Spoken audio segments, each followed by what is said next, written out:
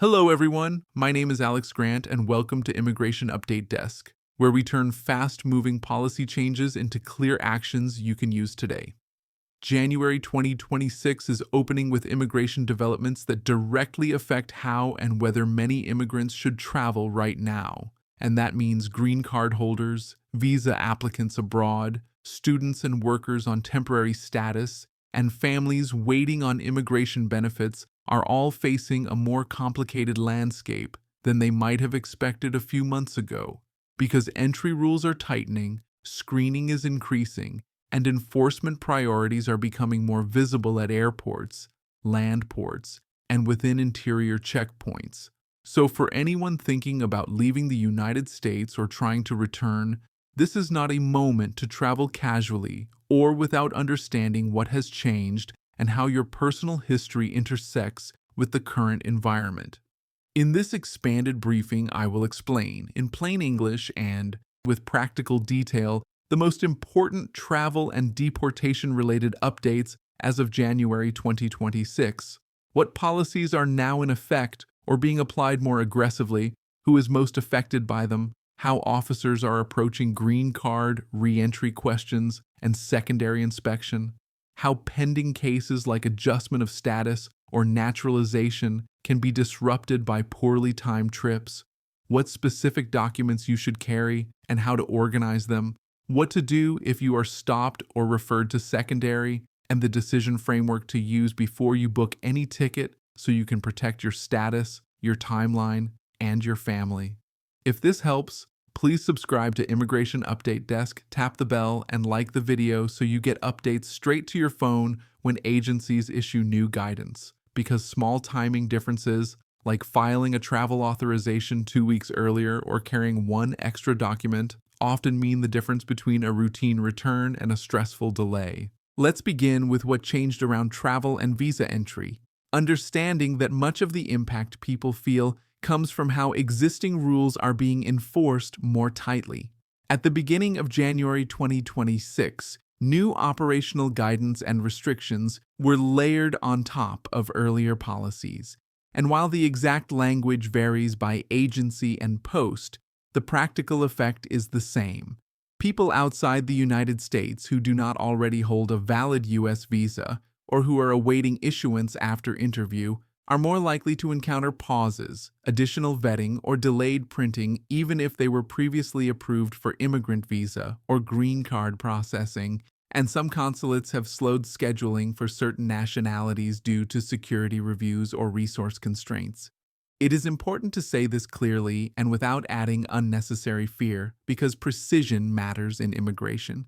If you already hold a valid green card or a valid U.S. visa, these measures do not automatically cancel your status, and lawful permanent residents remain entitled to return to the United States. Yet scrutiny at entry points has increased, and documentation now matters more than ever, and travelers are seeing more referrals to secondary inspection, longer questioning about time abroad, employment, tax filings, and prior immigration history.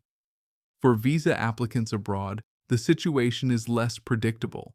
Embassy processing has been paused or slowed for some applicants from specific countries, and even when an application is approved on substance, visa printing or issuance may be delayed while internal checks finish, which is why families who thought they were days from reunification are suddenly facing weeks or months of uncertainty. The system is not closed, but movement is constricted in key locations, and the practical lesson is to prepare for a longer timeline and to keep civil documents, police certificates, and passports valid so you are ready the moment a slot opens. Because people are understandably worried about deportation, let's address enforcement. Activity has increased in early 2026, detention numbers reported by multiple outlets have risen, and agencies are focusing more heavily on individuals with final orders of removal, those who missed court dates or have unresolved immigration cases, and those with specific criminal convictions that trigger removal or inadmissibility, which does not mean random deportations are happening everywhere, but it does mean that people already in the system are more likely to see action taken on older cases. Additionally, certain temporary protections that once shielded groups from removal are narrowing or expiring, and as those protections lapse, individuals slide back into higher enforcement priority categories, which changes their risk on the ground. Airports remain a major point of enforcement because databases are linked and both outbound and inbound travelers are screened. So if someone has a prior removal order, a missed hearing, or unresolved case issues, international travel, and in some jurisdictions, even domestic air travel, can lead to questioning that exposes those records. None of this is shared to scare you. It is shared so you plan with eyes open, verify your history, and make intelligent decisions about timing. Now, because the most common question we receive is, am I safe to travel if I have a green card? Let's go deep on lawful permanent residence. If you are an LPR, your green card continues to protect your right to live and work in the United States, but that protection is not absolute at the border. And in January 2026, officers are using their long-standing authority to ask more detailed questions and to review records more closely. If you have been outside the country for 6 months or more on a single trip, you should expect questions about ties to the U.S., and if your trip reached 1 year without a re-entry permit, you risk a finding of abandonment of residence, which can lead to refusal of admission as an LPR and the need to apply for an SB1 returning resident visa at a consulate. Even trips shorter than 6 months can raise issues if you have a pattern that suggests residence outside the U.S., if you filed U.S. taxes as a non-resident, or if you engaged in conduct listed in INA 101A 13C that treats an LPR as an applicant for admission, such as being absent for more than 180 days, committing certain offenses, attempting to re-enter without inspection after removal, or having engaged in illegal activity. The smart approach in 2026 is to treat every international trip as something you must justify with facts, not feelings. So carry a valid green card or, if expired, a card plus a still valid I-797 extension notice, a valid passport, and evidence of ties such as a lease or mortgage, recent utility bills, recent U.S. pay stubs, or an employment verification letter, IRS tax transcripts, and proof of family ties.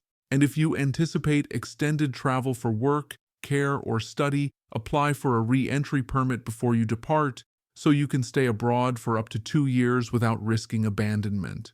Re-entry permits do not guarantee admission, but they are strong evidence of intent to maintain residence, and officers know what they are. Criminal issues deserve special attention. Some offenses make an LPR inadmissible or deportable, and even if you were not previously questioned, a return trip can expose the record. Convictions involving controlled substances, certain frauds, crimes involving moral turpitude, aggravated felonies as defined in immigration law, and false claims to U.S. citizenship are all dangerous. If you have any criminal history, even an old misdemeanor, consult competent counsel before travel, bring certified court dispositions, and understand that expungements and state set-asides may not erase immigration consequences. Do not rely on assumptions like, it was just a ticket, because immigration law often treats offenses differently than state law does. People with pending applications must be careful.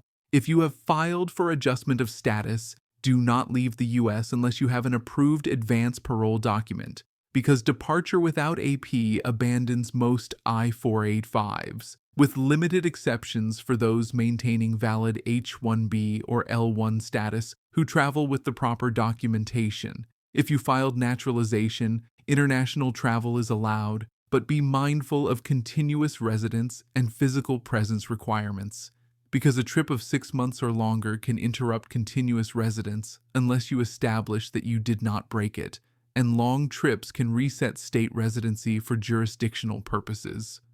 If you are a DACA recipient or another parole-based traveler, Only leave with valid advance parole and clear evidence of the humanitarian, educational, or employment basis that supports your travel authorization. Non-immigrant visa holders should travel with precision. F1 students must have a recent travel signature on the I-20, valid SEVIS records, and evidence of funding and enrollment, while H-1B and L-1 professionals should carry recent pay stubs, an employment letter, and approval notices. E and O visa holders should have copies of the filings and proof of ongoing activity. Remember that most non-immigrant categories require non-immigrant intent, meaning you must show ties to your home country and an intent to depart, whereas H-1B and L-1 are dual intent.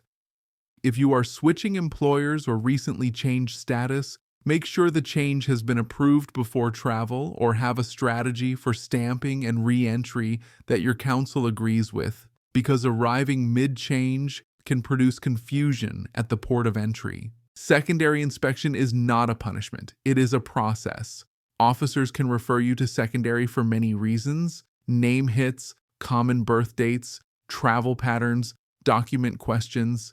And in secondary, your devices or luggage may be inspected, your past filings may be reviewed, and you may be asked to provide additional information. In secondary, stay calm, answer truthfully, and ask for an interpreter if you need one. Do not sign anything you do not understand. Do not abandon your LPR status on the spot unless you made a clear decision with counsel. And if officers indicate they intend to issue a notice to appear or to defer inspection, note exactly what they say and follow up quickly. Many travelers exit secondary with admission after clarifying a simple discrepancy or providing one missing document, but others receive warnings or referrals that require legal follow-up. So keep your attorney's contact information accessible and memorize a phone number in case your device is not available. Domestic air travel has its own complexities. TSA checks identity, not immigration status, but CBP and ICE officers sometimes operate near or within airports, and secure flight data can trigger additional screening. Always carry valid government ID, and if you are undocumented or have an outstanding order, speak with counsel about whether air travel is advisable in your region. If you encounter officers away from a port of entry, you generally do not have to answer questions about your immigration status and can ask if you are free to leave. At home, officers need a judicial warrant signed by a judge to enter without consent, while administrative ICE warrants are not the same. Know your rights, keep emergency numbers handy, and do not provide false documents or statements, because misrepresentation can turn a manageable situation into a serious one. Because timing is everything, here is a travel decision framework you can apply before purchasing any ticket in 2026, phrased as questions you answer honestly. Why am I traveling, and can it wait 30 to 90 days? What is my current status? What applications are pending? And will leaving trigger abandonment or reset timelines? Do I have an approved advance parole, re-entry permit, or valid visa and passport that will still be valid on the return date? Have I been outside the U.S. for more than 180 days in a single trip? Or do I have a pattern of long absences that suggests residence abroad? Do I have any unresolved criminal issues, prior removal orders, missed hearings, or old voluntary departures that could surface? Are my tax filings consistent with being a resident if I am an LPR, and can I carry last year's transcript? Do I have proof of ties to the U.S., such as a lease, mortgage, job, school enrollment of children, or community involvement? Do I have a plan if the consulate delays stamping or if airline requirements change? And if something went wrong, who would care for my children? Pick me up at the airport and contact counsel. If you cannot confidently answer these questions, postpone your trip until you can. For families separated by consular delays, control what you can. Keep CEAC documents current and legible, Ensure police certificates are within validity windows defined on the reciprocity schedule and respond to 221G administrative processing requests precisely, neither less nor more than what is asked. If a case is documentarily qualified but stalled, consider whether a transfer to another post under jurisdiction rules is possible. Weigh humanitarian expedite requests supported by medical or hardship evidence, and ask a congressional office for a status inquiry when delays exceed posted norms. Do not submit duplicate applications or abandon your file out of frustration, because starting over usually pushes you further back. If you are an LPR who must be abroad for longer than a year due to work, study, or caregiving, plan ahead now by filing Form I-131 for a reentry permit while physically in the U.S. Attend biometrics before departure, carry the permit when returning, and maintain evidence of continued U.S. ties like bank activity, a residence, and tax filings. If an emergency forced an absence beyond a year without a permit, consult counsel about an SB1 returning resident visa through the consulate and be ready to prove that your extended stay was beyond your control and that you always intended to return to your U.S. residence. Remember, abandoning residence is about intent and facts together, and the more consistent your facts, the clearer your intent appears. Students and exchange visitors have extra timing rules. F1 students should keep their I-20 signed for travel within the last 12 months, or 6 months for those on OPT. Carry employer letters and EADs when on OPT or STEM OPT, and watch unemployment day limits. J1 visitors should carry DS 2019s with travel signatures and be mindful of any 2-year home residency requirement. If you have a pending change of status inside the U.S., traveling before approval generally abandons the request, so plan with your international office and counsel to avoid accidental resets. Workers on H-1B, L-1, E-O, and TN visas should travel with approval notices, employment letters, and recent pay stubs. If you changed employers under portability, carry the receipt of the new petition and be ready to explain the change at the port of entry. If you are headed to a visa appointment, prepare a clean, concise package that matches your petition and avoid adding brand new information that contradicts the original filing unless you have a formal amendment. For H-1B employees with approved I-140s and long waits, keep copies of the approval when traveling because it can influence CBP's understanding of your long-term plan and may be relevant for certain benefits like AC-21 extensions.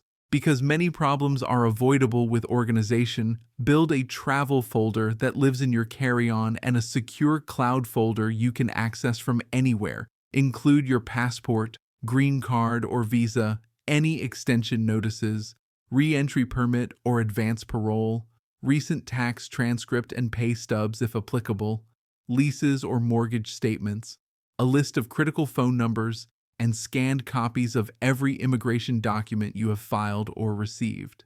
Label files clearly by form number and date so you can retrieve them quickly in secondary inspection or share with counsel. Small planning steps convert stressful moments into manageable ones. If you are stopped by officers at home or work, remember basic rights. You can ask if you are free to leave. You can remain silent. You can ask to speak with a lawyer. And you do not have to open the door unless officers present a judicial warrant signed by a judge. Administrative ICE warrants, often labeled I-200 or I-205, are not the same. Do not lie or present false documents, because misrepresentation is a separate violation that can create permanent bars, and do not sign anything you do not understand, especially I-407. Record of abandonment of lawful permanent resident status, or stipulated removal. Politeness helps, but clarity and caution protect you. Myths waste time, so let's dispel a few common ones immediately. Myth 1 says, if my green card is expired, I can't return, when in fact an LPR with an expired card can often return if they have a valid extension letter or I-551 stamp. though airlines may require extra documentation, so plan a stamp at a USCIS office if your card and extension are both expired. Myth 2 says, filing for naturalization protects me from removal, which is false. While filing may demonstrate intent to reside, it does not block enforcement for those with certain convictions or prior orders. Myth 3 says, a quick trip under 6 months is always safe, which ignores that criminal and fraud grounds can still trigger inadmissibility and that repeated short trips can still look like residence abroad. Myth 4 says, advance parole guarantees entry, when in reality parole allows you to appear at the border and request entry, and most are allowed in, but officers retain discretion. Myth 5 says, domestic flights are safe for everyone, which overlooks region-specific enforcement and the fact that identity checks sometimes trigger referrals. Because the policy environment is fluid, we are watching closely for clarifying guidance, exemptions for certain humanitarian categories, waivers for specific travel scenarios, and operational memos that standardize how field offices interpret prolonged absences and documentation. As those become public, we will translate them into what to carry, when to file, and how to sequence your actions to avoid unintended consequences. In the meantime, the message is straightforward. If you are an immigrant, especially a green card holder, student, worker, or visa applicant, do not travel without knowing exactly how current rules apply to you, and do not assume last year's habits are safe this year. Preparation is protection, and the checklist you build tonight can save you weeks or thousands of dollars later. That's our comprehensive bulletin for today from Immigration Update Desk. Our channel provides the essential visa information and procedures for your U.S. immigration journey, and we believe informed decisions come from understanding the full process: intake and biometrics, document requirements, timelines, fees, interviews, the visa bulletin and priority dates, the affidavit of support and joint sponsor rules, the difference between Chart A and Chart B, how to respond to RFEs without over-explaining, and how to escalate with service requests, Tier 2 callbacks, or congressional help when cases are truly outside normal timeframes. We will continue to cover visitor visas such as B1 and B2, work visas like L1A, L1B, and H1B, student visas and OPT timelines, green cards through both family and employment categories including EB1, EB2, EB3, EB4, and EB5, humanitarian programs where applicable, and the travel tools that connect all of these pieces such as advanced parole, reentry, permits, and returning resident visas. If you haven't already, please subscribe to Immigration Update Desk and tap the bell so you do not miss urgent updates. And share this episode with someone who is considering travel but has not done a risk review yet. Thank you for watching. I'm Alex Grant, and I'll see you in the next video where we'll walk step by step through preparing a green card reentry packet, requesting a same-day I-551 stamp if your card is expiring before travel, and building a family emergency plan that keeps children safe and school-ready even if a flight is delayed or a case is routed to secondary inspection.